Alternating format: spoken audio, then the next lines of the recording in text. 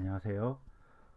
책은 밥이다의 두 번째 책, 마틴 부버의 나아너 일부 군언어의 두 번째를 같이 다루고자 합니다. 그래서 표제명역에서는 24쪽부터 56쪽, 긴천배역에서는 28쪽부터 55쪽의 부분을 다루고자 합니다. 우선은 지난번에 다뤘던 걸 잠깐 정리하면 세계는 이중적이라고 얘기합니다. 세계가 이중적인 이유는 사람이 갖는 태도 때문에 이중적인데, 사람이 이렇게 이중적인 태도를 가질 수 있는 건 근언어가 두 개이기 때문이라고 얘기해요. 그러니까 근언어라고 얘기하는 건 아주 밑바닥에 깔려 있는 아주 기초가 되는 어, 언어가 인간에게 내재되어 있다, 아니면 인간이 갖는 태도라고 얘기하는 거죠. 그리고 이 근언어는 짝말로 되어 있다고 얘기해요. 나와 너, 나와 그것. 나는 없고요. 너의 나가 있고 그것에 나가 있는 거죠. 이것은 어떻게 보느냐에 따라서 달라진다라고 얘기하고 있어요. 그리고 너는 이렇게 같이 마주보고 있는 대상이라면 그것은 내가 대상화한 수단 혹은 자기의 욕구를 이루기 위해서 보고 있는 그것이 된다는 거죠. 너는 내가 존재하기 위해서 너가 있어야 되는 꼭 필요한 존재. 이걸 아프리오리라고 그러고 지난번에 잠깐 설명드렸는데 아프리오리라고 볼 수 있습니다. 그러면 이번 주 다룰 것을 이야기하면 우선적으로 이렇게 나, 너, 근언어가 두 가지가 이중적 태도가 있는데 여기에 어떤 사람들은 이념을 집어넣을 수 있다고 생각한다고 보고 있어요. 그러면 이념을 집어넣게 되면 어떻게 되냐면 이념의 호소에도 이런 관계에 대해서 극복할 수 없다는 거예요. 이념은 우리의 머릿속에 깃드는 것도 아니고 우리의 머릿속에 군림하는 것도 아니고 우리 사이에서 헤매고 있는 어떤 것, 그리고 다가오는 것이라고 얘기해요. 그러니까 이념이 전체를 설명하거나 이념이 관계를 만들어갈 수 없다고 얘기하는 거죠. 그러면서 이념이 모든 것의 진리라고 얘기하는 사람은 되게 가련한 사람이다. 그래서 이념을 원 이름인 양 부르는 사람은 가련한 사람이라고 얘기합니다. 아마도 이게 마틴 부버가 살던 당시에 이념의 대립이 이제 서서히 이렇게 첨예화되던 시대였으니까 이념을 가지고 서로 비난하거나 이념을 가지고 서로의 어떤 주장을 하면서 첨예한 갈등이 벌어지는 것을 보면서 이렇게 얘기하는 거예요. 이념의 문제가 아니라 우리가 기본적으로 바라봐야 될 근원어의 문제를 잘 바라봐야 된다라고 얘기하는 거죠. 약간은 기본적인 문제를 얘기하고 있다라고 보시면 좋으실 것 같아요.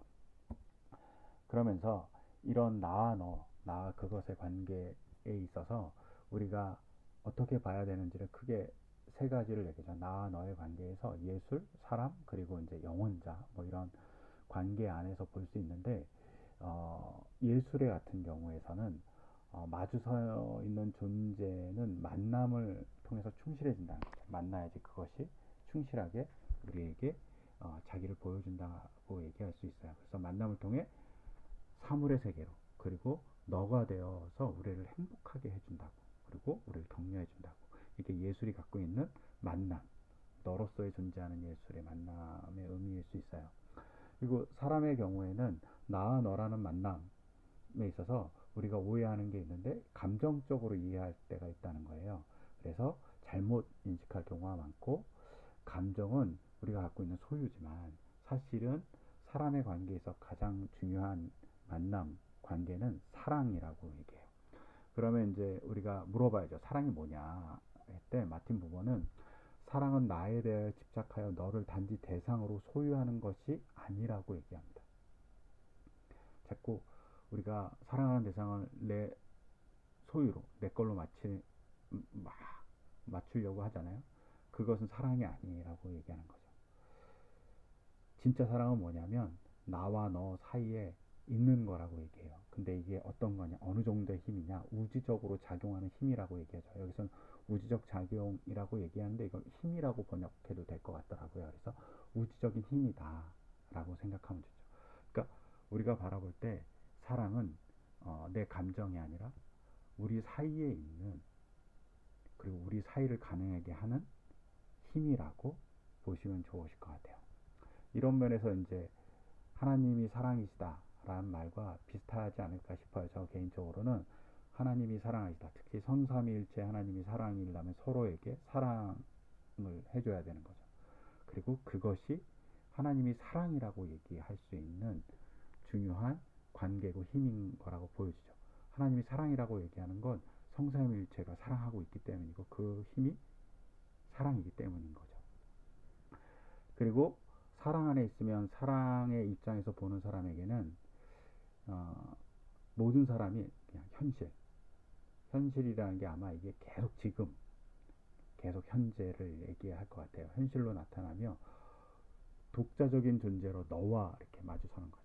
그러니까 우리가 사랑을 진짜 하게 되면 내 소유물로 내 마음대로 만들어 놓은 것이 아니라 나를 존재하게 하는 너로서, 독자적인 너로서 보게 된다고 얘기하고 있어요.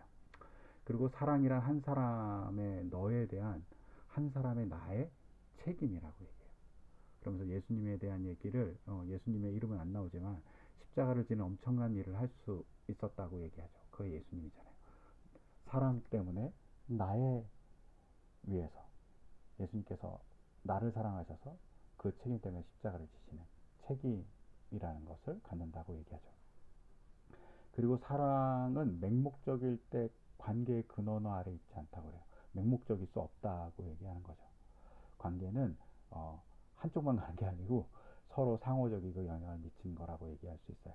그런데 이와 조금 반대로 미움은 언제나 맹목적이라는 거죠. 내가 그를 향해서만 가거나 그가 나를 향해서만 올 수도 있고 쌍방이 갈 수도 있지만 그런 거죠.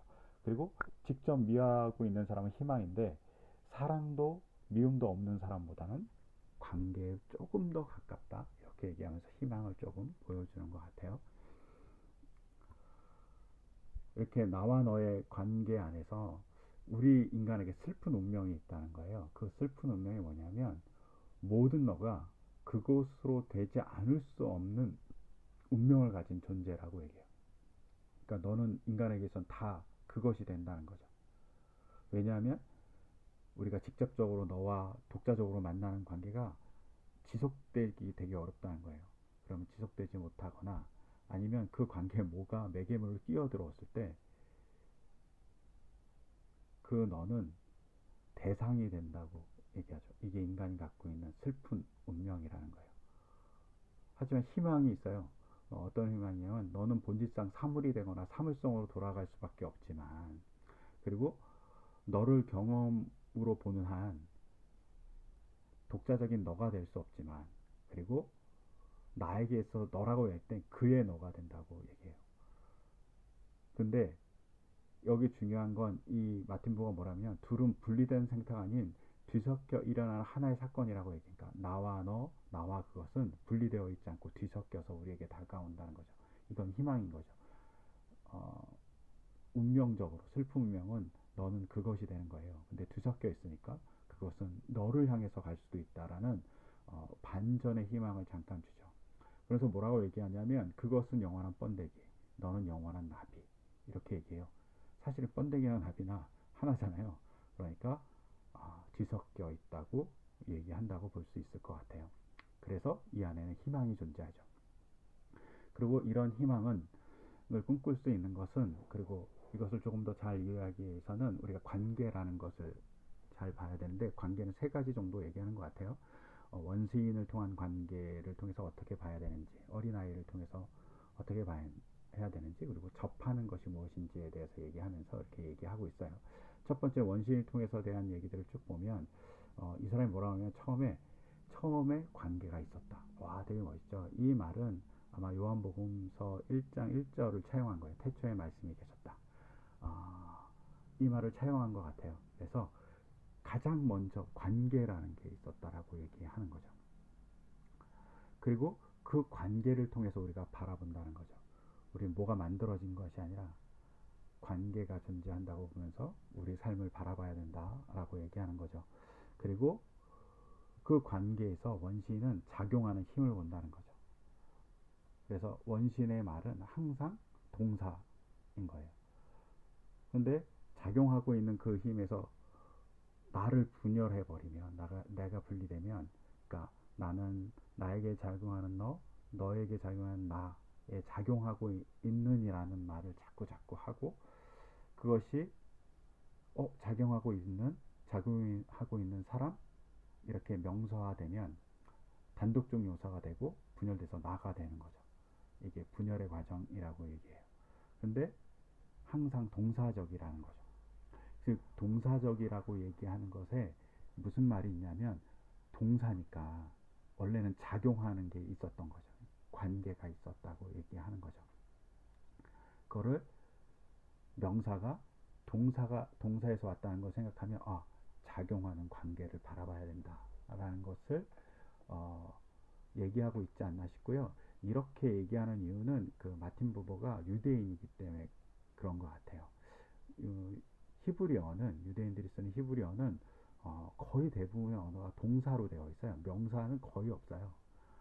그러니까 동사가 다 명사가 된 거죠. 그러니까 다 동적인 관계로 보는 거예요. 그리고 이런 걸 우리는 실명사라고 그래요. 그러니까 명사화 된 거죠. 어, 그래서 실명사 안에는 이렇게, 제가 정확한 기억인지 모르지만 제가 막 찾아봤는데 못 찾아서 정확하게 모르겠는데, 실명사에는 명사가 있고 형용사, 이렇게 두 개 같이 있어요. 근데 형용사는 사실은 동사에서 왔잖아요. 그러니까 이게 다 그 안에 포함된 거, 실명사. 동사에서 명사화, 분사화되고 분사가 명사화되고 이렇게 되었다고 보고 있는 거죠. 그리고 나와 그것은 자기를 나로 인식함으로써, 그러니까 이렇게 분리된 거죠. 나의 분리에서 가능해져요. 나와 너는 완전 분리될 수 없는 관계고, 나와 그것은 분리된 관계인 거죠. 그래서 주체와 객체를 나누게 되고, 그러면서 경험이 발생하는 거고 보험이 발생하죠. 그래서 가능해지는 거죠. 근데 나와 너는 그런 분리가 일어날 수 없다고 얘기하는 거예요. 어, 너가 있어서 내가 존재하고, 나는 너를 존재하게 하고, 이 관계만이 존재한다고 보는 거죠. 그래서 나와 너는 나보다 앞서 있는 거예요. 나와 너라는 자체가, 나와 그것은 나보다 뒤에 있는 거죠. 왜냐하면 내가 그것을 관찰하니까. 이렇게 본다고 볼 수 있어요. 원시인의 관점에서. 그 다음에 이제 어린아이의 관계 안에서 볼 수 있는 건, 그너너 나 너의 정신적 실제성은 자연적인 결합에서 생기고요. 그너너 나 그것의 정신적 실제성은 자연적인 분리에서 생긴다고 봐요. 그래서 태아의 예를 들고 있죠. 태아가 엄마 안에 있을 때는 자연적인 결합인 거예요. 엄마가 나이고 나가 엄마인 거죠. 이 결합은 되게 우주적인 결합이라고 얘기해요. 근데 생각해보면 그렇죠. 둘은 분리할 수 없잖아요. 근데 분리가 되는 순간, 아, 우리는 조금씩 나를 찾아가고, 분리된 엄마는 그것이 되는 일들이 조금씩 벌어진다고 얘기하는 거죠. 그래서 그것을 어린아이의 관계 안에서, 또 어린아이에서 우리가 어떤 관계의 모습을 봐야 되냐면, 어린아이는 대상을 지각한 후에 관계를 맺지 않고요. 처음에 있는 것은 관계라고 얘기해요. 그러니까 관계를 먼저 맺는다고 얘기하는 거죠. 그래서 관계를 맺으려면 그 앞에 뭔가 있어야 되잖아요. 경험하기 전에 뭔가 있는 것, 선험적인 것. 그것을 아프리오리라고 얘기하고, 그것을 뭐라고 하냐, 타고난 너라고 얘기해요. 그러니까 먼저 있는 너인 거죠. 이게 아인게보르렌이라는 말에서 왔는데, 이게 아인겐보르네는 사실은 토창의, 그러니까 뭐 토창민, 우리가 원어민 강사 이렇게 얘기할 때 원어민, 뭐 선천적인 것, 이런 뜻이에요. 그러니까 먼저 있는 것, 원래 있던 것. 심지어 이제 독생자 예수할 때 아인겐 보르네를 쓰거든요. 아인게 보르네를 쓰니까 이게 먼저 있는 거예요. 이렇게 선험적인 거, 이렇게 봐야 돼. 타고난 너라 그러니까 되게 좀 어렵더라고요. 그래서 제가 독일어를 정확하게 못 해갖고 잘 모르는데, 아인겐보르네가 이런 의미라는 걸 좀 생각해 보시면 좋을 것 같고요. 그래서 먼저 있는 거예요. 근데 이걸 아프리오리라고 그래요. 아프리오리라는 건 라틴어인데, 이게 아는 이제 몸으로부터라는 뜻이에요. 그 다음에 그리고 프리오리는 프리오르라는 그 말에서 왔어요. 이게 이전의, 먼저의 이런 뜻이에요. 근데 탈격, 우리는 없는데 뭐뭐로부터, 장소로부터, 어디에서부터, 어디에, 이런 어디로부터에 대한 얘기를 하고 있는 것이 탈격이거든요. 근데 이렇게 쓰였을 것 같아요. 제가 보니까. 근데 정확한 건 모르겠는데 하여튼 이런 것 같아요. 그리고 체험된 관계란 만난 너에게 있어서 타고난 너가 실현되는 거라고 얘기해요. 그러니까 너를 실현하는 거예요. 너를 이렇게 만드는 건 아니고 너의 만나는 걸 실현하는 것이라고 하고, 사람은 너에게서 접함으로써 어떻게 되냐면 나가 된대요. 그러니까 너를 제대로 접할 때 우리는 나가 되는 거죠. 온전한 나. 온전히 만나야 된다고 얘기했으니까 그렇게 얘기하는 것 같아요. 그 다음에 이제 너에게 접한다는 게 뭐냐. 사물이 너에서 그것으로 변할 때는 어떤 일이 벌어지냐면 지위와 질서가 부여된대요.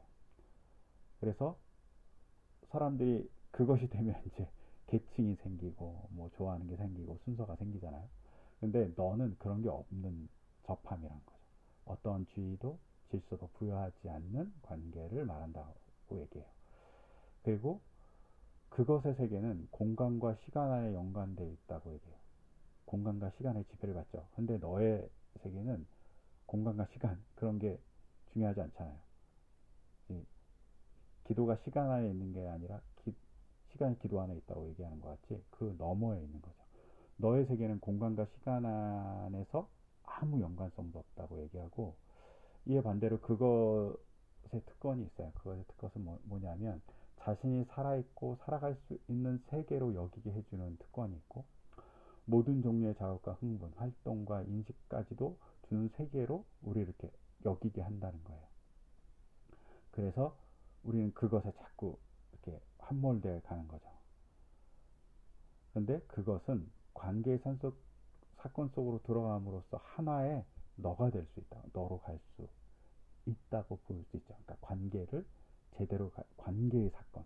내가 막 관계를 일부러 갖는 게 원래 있던 관계의 사건 속으로 들어섬으로써 우리는 하나의 너가 될 수 있다라고 얘기하고 있죠. 그러면서 되게 충격적인 맨 마지막 멘트를 해요. 사람은 그것이 없이 살지 못한다. 그것만 가지고 사는 사람은 사람이 아니다. 오, 무섭죠. 누군가를 이용의 대상, 지위, 질서로 부여해서 우리가 바라볼 때 그건 사람이 아니라고 얘기하는 거예요. 하지만 우린 그것 없이는 못 살아가요. 하지만 우리가 이렇게 얽혀 있고 뒤섞여 있는 삶에서 우리가 항상 놓치면 안 되는 건 나와 너의 관계가 있다는 거죠. 그리고 그 관계는 사랑이라는 관계로 서로를 바라보는, 아니면 사랑이라는 그런 것이 있는 그 안에 우리가 있는 거라고 얘기하는 거죠. 진정한 사랑은 너를, 나를 존재하게 하는 자로서 대할 때 발생한다고 보시면 좋으실 것 같아요. 이 뒤쪽 부분이 저는 되게 어려웠거든요. 그래서 제가 잘 설명드렸을 수 있을지 잘 모르겠어요. 하여튼간 제가 최대한 이해한 대로 이렇게 설명드려요. 감사합니다.